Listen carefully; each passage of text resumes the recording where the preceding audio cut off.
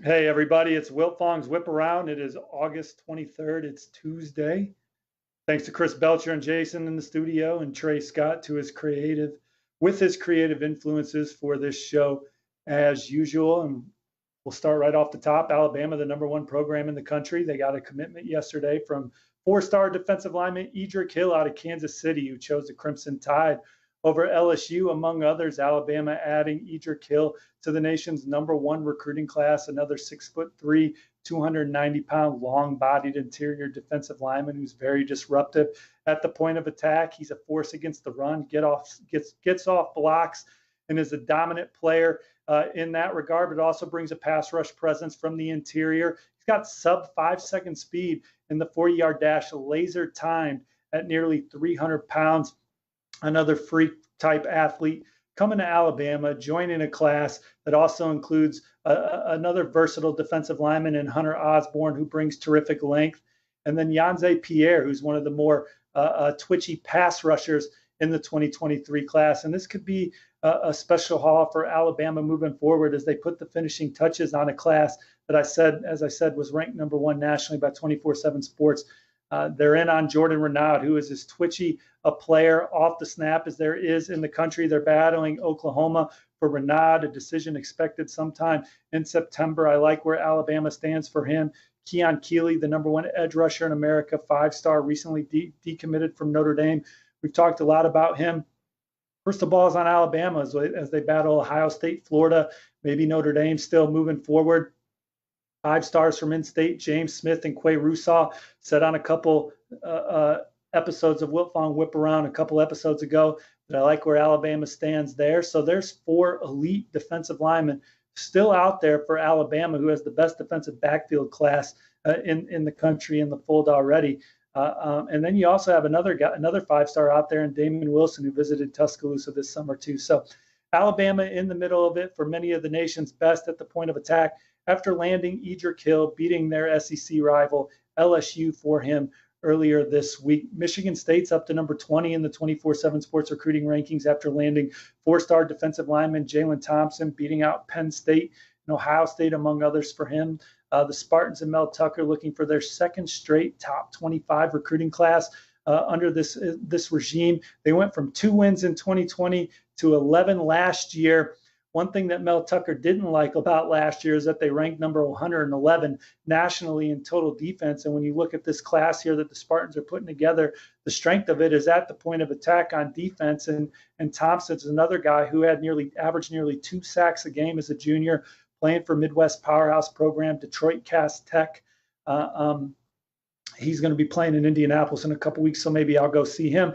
But they also have Bai Jobe, who had 16 and a half sacks from the state of Oklahoma in the fold, a long, explosive pass rusher who chose Michigan State over Oklahoma and Alabama, among others. And then Andrew DePepe, who's one of their longest standing commitments from the state of Iowa. Schools are still trying to beat down his door and get in touch with him, but he's another versatile, high-motored player up front that's really going to help Mel Tucker, who's a defensive-minded guy, get this defense in East Lansing where he wants it to go. But there's a lot of excitement around the Spartans program with the season they had last year, and then certainly with this recruiting class, and Jalen Thompson is the latest to join the fold.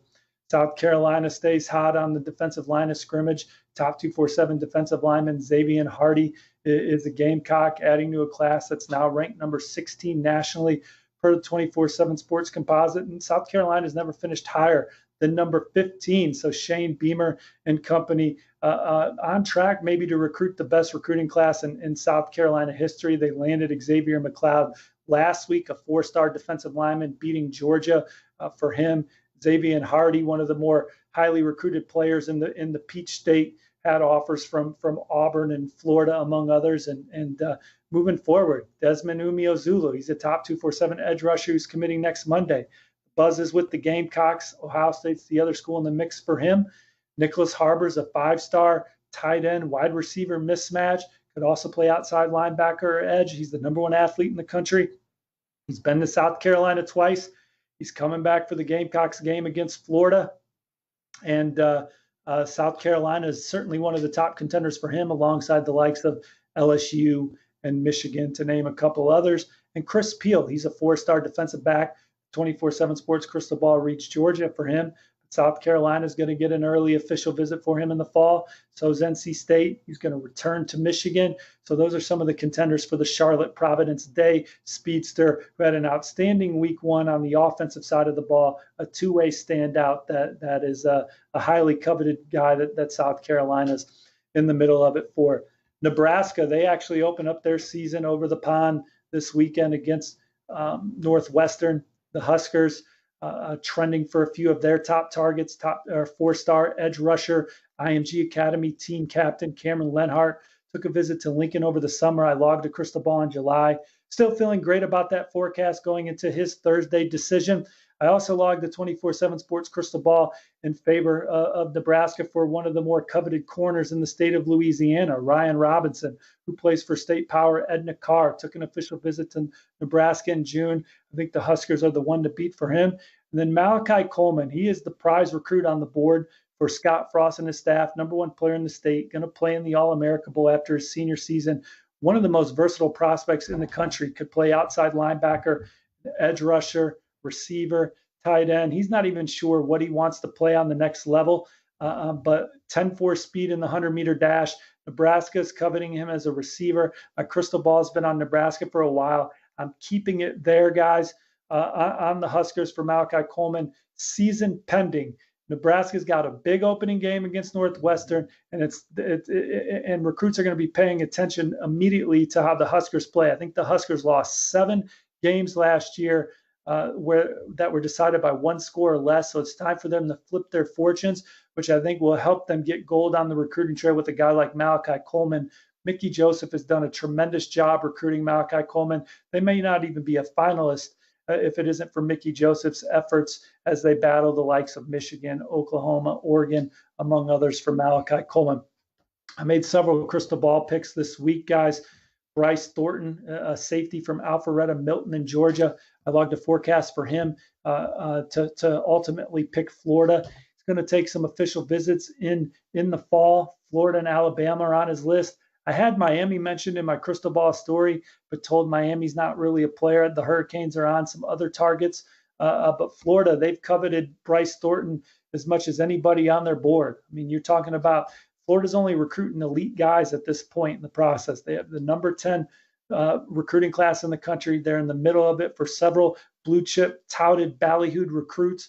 And for them, Bryce Thornton is as high on the board as anybody that they're recruiting. Patrick Toney, the defensive coordinator, has led the charge for him and done a terrific job of showing him how important he is to Florida, getting back on track to being the caliber of program they want to be. And then William Piegler's the area recruiter that's been heavily involved as well. And Bryce Thornton, 93 tackles as a junior, 8 interceptions over the last 2 seasons. Dad played at Georgia. Sister's a college basketball player, comes from great bloodlines.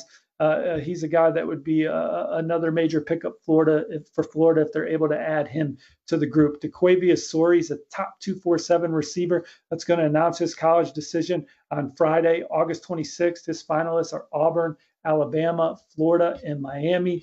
My crystal ball is on Auburn there. He loves Coach Harsin, and he loves the offense. He loves that they're going to air it out there, and he told me he sees himself as maybe being one of the top dogs there at Auburn. So Auburn, in my opinion, trending over his other finalists going into that one, and Auburn looking for pass catchers. That's a major need for them this cycle, and he's a guy that they absolutely covet.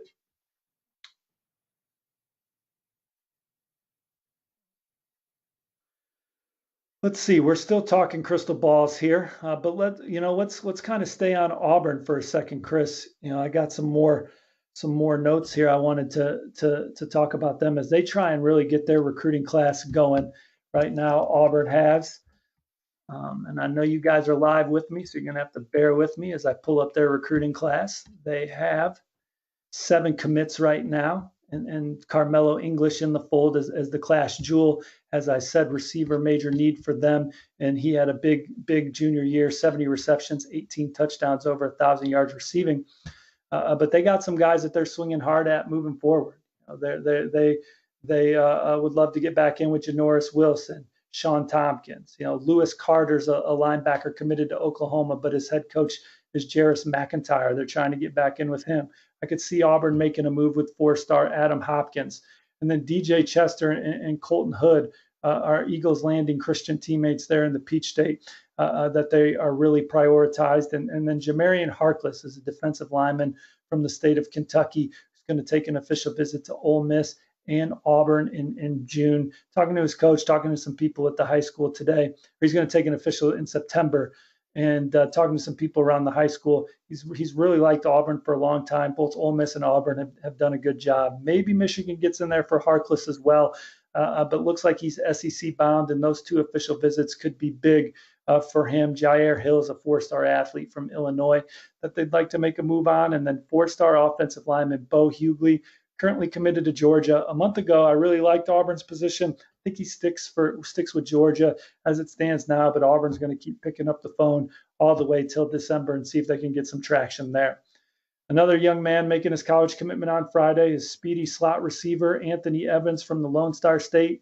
Oklahoma and Georgia are among the finalists. Oklahoma had some buzz coming out of a summer official visit, but really like where Georgia stands. My crystal ball is on the Bulldogs for Anthony Evans. The Bulldogs have prioritized him. He's a major target for them. I think he ultimately ends up in the fold for Georgia. And then William Roberson out of the state of Texas. Crystal balled him to USC earlier today. He's going to make his college decision in the near future. He dropped his top 5 yesterday, but the Trojans have really been trending since he took an official visit in June. He's a 2-way standout down there for Red Oak High in the state of Texas. Racked up 4 interceptions, had 6 receiving scores as a junior. USC is the number 13 class in the country. I think Warren Roberson is the next to ultimately join the fold for them. Couple items to close the show here, guys, or one more item. Kayden McDonald, top 247 defensive lineman. Rusty Manziel was on the field with him at the Corky Kell Classic over the weekend. And he told Rusty Manziel he's got a few visits and the decision date lined up. His decision date is lined up for Halloween. He's going to take officials to Ohio State for the Wisconsin game and Michigan for the Hawaii game. Maybe gets back to Florida. The Gators are a top contender for him, and they absolutely covet him as they try and continue to stack their defensive line that we've lauded on the last couple episodes. The strength of Florida's number 10 ranked class is the defensive line, and they'll take anybody that they think is a championship level difference maker, and that's where they have Kayden McDonald on their board. But so does Clemson. Clemson has the best defensive line in college football this year. They're going to lose the whole thing. They're trying to reload this cycle. Kayden McDonald's a guy that they've coveted. Kayden McDonald has a visit to Clemson scheduled for the South Carolina game. That's after his decision date for Halloween. So I think that's lining up pretty good for Clemson right now. The crystal ball favors the ACC powerhouse. We'll see if visits to Ohio State and Michigan can change that, or a return to Florida if he makes it, potentially for the Utah game, can change that.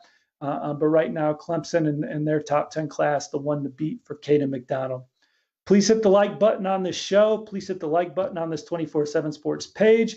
Be sure to check out Andrew Ivins' freak list on the homepage of 24/7 Sports, the top 50 freaks in high school football. There's not a content item like that in the industry.